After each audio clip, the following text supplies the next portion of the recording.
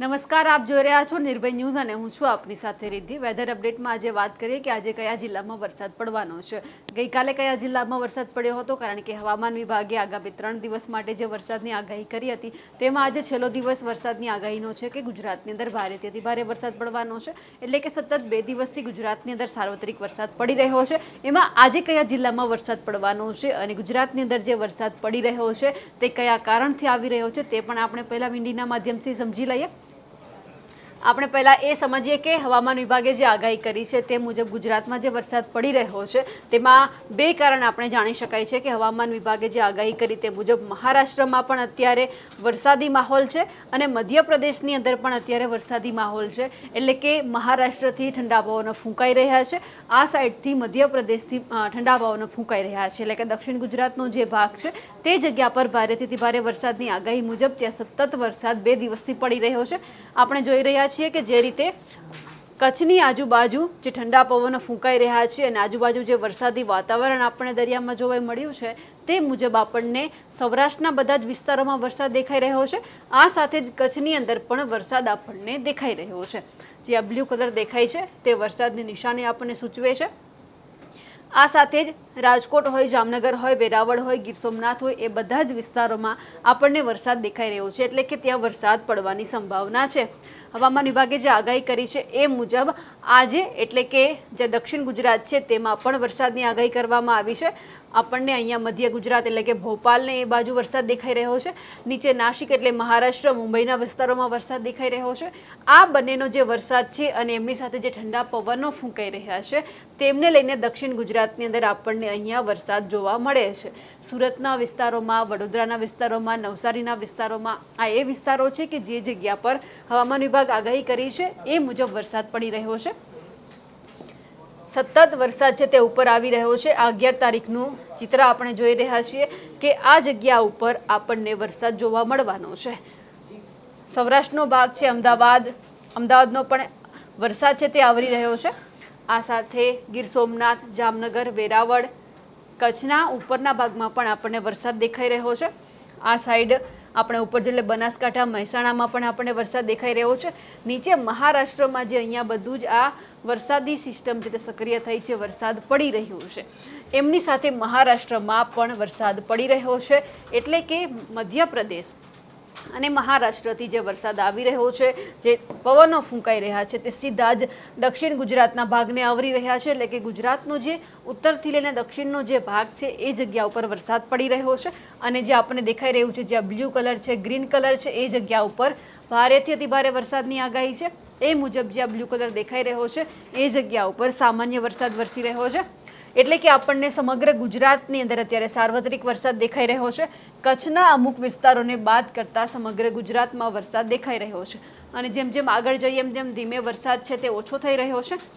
એટલે કે હવામાન વિભાગે જે આગાહી કરી હતી કે સતત 3 દિવસ સુધી ગુજરાતની અંદર સાર્વત્રિક વરસાદની આગાહી કરવામાં આવી છે એ મુજબ વરસાદ પડ્યો, પરંતુ જેવા વરસાદની ઓછી આગાહી કરવામાં આવી આપણને ગુજરાતની અંદર અત્યારે વરસાદ નથી દેખાઈ રહ્યો। આ આગાહી છે 12 તારીખની। 12 તારીખમાં આપણને વરસાદ દેખાઈ રહ્યો છે, પરંતુ અમુક જ એવા ભાગો છે કે જે જગ્યા ઉપર આપણને વરસાદ દેખાય છે। ગુજરાતની અંદર 11 તારીખ એટલે કે આજે જેટલો સાર્વત્રિક વરસાદ છે એટલો આવતીકાલે વરસાદ નથી નોંધાવાનો। ગઈકાલે પણ આપણે વરસાદનું માધ્યમ જોયું હતું કે વરસાદ કયા જગ્યા પર આજે ગઈકાલનું છે।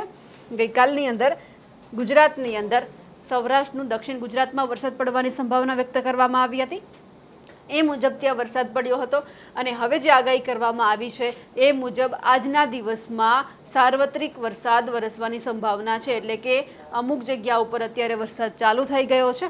ગુજરાતની અંદર જે આપણને વરસાદ દેખાઈ રહી છે, આખો વરસાદી સિસ્ટમ સક્રિય થઈ છે તેમને લઈને વરસાદ દેખાઈ રહ્યો છે, પરંતુ જેમ જેમ આપણે આવતીકાલ તરફ જઈએ એમ વરસાદ છે તે ઓછો થઈ જવાનો છે।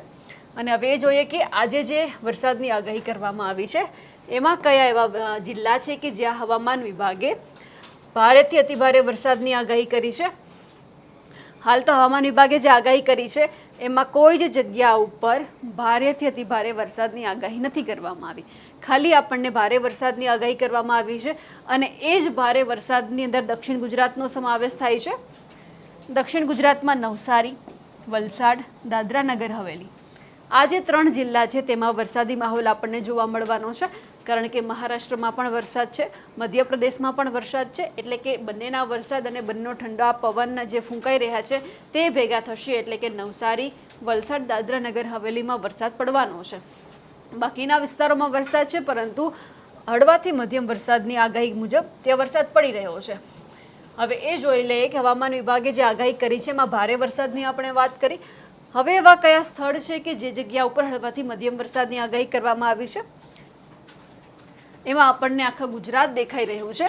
આખા ગુજરાતની અંદર હળવાથી મધ્યમ વરસાદની આગાહી કરવામાં આવી છે. જે 3 દિવસની આગાહી કરવામાં આવી હતી તેમાં આજે છેલ્લો દિવસ છે સાર્વત્રિક વરસાદની.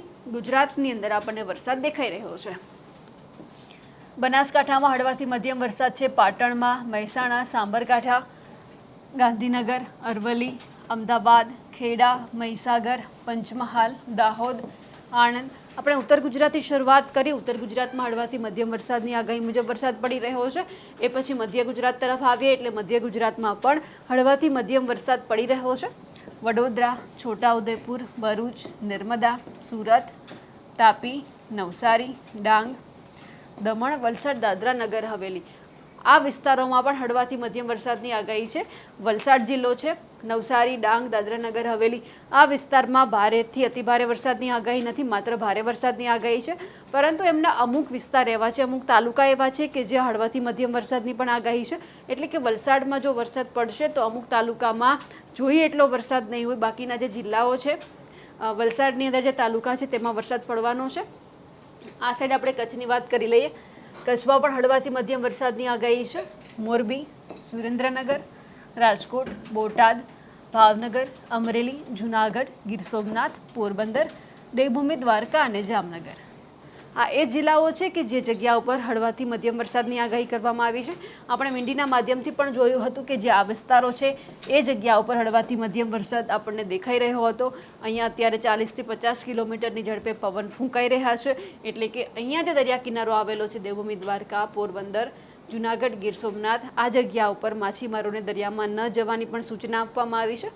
હવે સૌથી પહેલાં એ જોઈ લઈએ કે ગઈકાલે જે આગાહી કરી હતી એ મુજબ કયા જિલ્લામાં વરસાદ પડ્યો હતો અને ત્યાં પણ ગયા વખતે ભારે વરસાદની આગાહી હવામાન વિભાગે કરી હતી. એ મુજબ છૂટાછવાયા સ્થળોએ ભારે વરસાદ કઈ જગ્યા ઉપર પડ્યો હતો તે આપણે જોઈએ. પંચમહાલ, દાહોદ, છોટાઉદેપુર, નર્મદા, સુરત, તાપી, ડાંગ, નવસારી અને વલસાડ મધ્ય ગુજરાતના અડધા જિલ્લા છે. અને એ પછી દક્ષિણ ગુજરાતના જિલ્લાનો સમાવેશ થઈ જાય છે કે જે હવામાન વિભાગે આગાહી કરી છે એ મુજબ વરસાદ પડી રહ્યો છે. એટલે કે અત્યારે ગુજરાતની અંદર આપણને વરસાદી માહોલ દેખાઈ રહ્યો છે અને એ મુજબ સાર્વત્રિક વરસાદની પણ આગાહી કરી છે. એ મુજબ આખા ગુજરાતની અંદર આપણને વરસાદ દેખાઈ રહ્યો છે. અને એમની સાથે હવામાન વિભાગે શું આગાહી કરી છે, કયા જિલ્લામાં તેમની આગાહી છે તે પણ સાંભળી લઈએ. तो अगले आने वाले 7 दिन में जो बरसात का स्थिति है इस प्रकार हो रहेगी. जो गुजरात रीजन है आपका पहला दिन वाइड स्प्रेड रहेगी, उसके आगे 3 दिन फेयरली वाइड स्प्रेड, उसके अगले 3 दिन वाइड स्प्रेड रहेगी. आपका सौराष्ट्र कच्छ का बात करें तो पहला दिन वाइड स्प्रेड रहेगी और अगले 5 दिन उससे आगे 5 दिन स्कैटर्ड रहेगी. उसके लास्ट 7th डे में फेयरली वाइड स्प्रेड रहेगी. आपका जो भारी बरसात की जो वार्निंग है, चेतावनी है, वो D1 में आपका heavy to very heavy isolated place में दिया गया है गुजरात रीजन के लिए. और अगले 4 दिन उसके आगे 4 दिन हेवी रेनफॉल का वार्निंग है. इसमें आपका जो गुजरात रीजन है, आपका सौराष्ट्र का जो है आपका पहला दिन heavy to very heavy and day 2 में आपका हेवी रेनफॉल का चेतावनी दिया गया है. इसमें जो वेरी हेवी का चेतावनी है इसमें आपका ऑरेंज कलर की दिया गया है और हेवी रेनफॉल में आपका येलो कलर की चेतावनी दिया गया है. सर कौन सा डिस्ट्रिक्ट है जहाँ वेरी हेवी होने वाला? आपका जो वेरी हेवी गुजरात रीजन में वेरी हेवी रेनफॉल होने का चांसेस है वलसाड, नवसारी, तापी, डांग, सूरत, भरूच, खेड़ा, आनंद, अहमदाबाद. और जो सौराष्ट्र कच्छ में आपका वेरी हेवी रेनफॉल होने का चांसेस है वो सारे डिस्ट्रिक्ट में होगा एक्सेप्ट कच्छ को छोड़ के D1 में. अब डे 2 में आपका जो हेवी रेनफॉल होने का चांसेस है, हेवी रेनफॉल का जो बोला गया है फोरकास्ट में, वो आपका वलसाड, नवसारी, तापी, डांग, सूरत, भरूच और आपका नर्मदा, इसमें आपका हेवी रेनफॉल का फोरकास्ट दिया गया है. और आपका जो सौराष्ट्र कच्छ में भावनगर, अमरेली, गिर सोमनाथ, फिर आपका राजकोट, पोरबंदर, देवभूमि द्वारका, जामनगर, जूनागढ़, इसमें आपका हेवी रेनफॉल का वार्निंग दिया गया है। सर अहमदाबाद में क्या स्थिति रहेगी? अहमदाबाद में वेरी हेवी रेनफॉल का आज वार्निंग है और बरसात होने का चांसेस भी है। आइसोलेटेड प्लेसेस में वेरी हेवी रेनफॉल होने का चांसेस है। स्टेट में अभी तक कितनी बारिश हुई? अभी स्टेट में जो बारिश का स्थिति है 1% प्लस 1% चल रहा है। कल -5 था, आज 1% हो गया है, क्योंकि सौराष्ट्र कच्छ में अच्छा रेनफॉल का रिसीव हुआ है।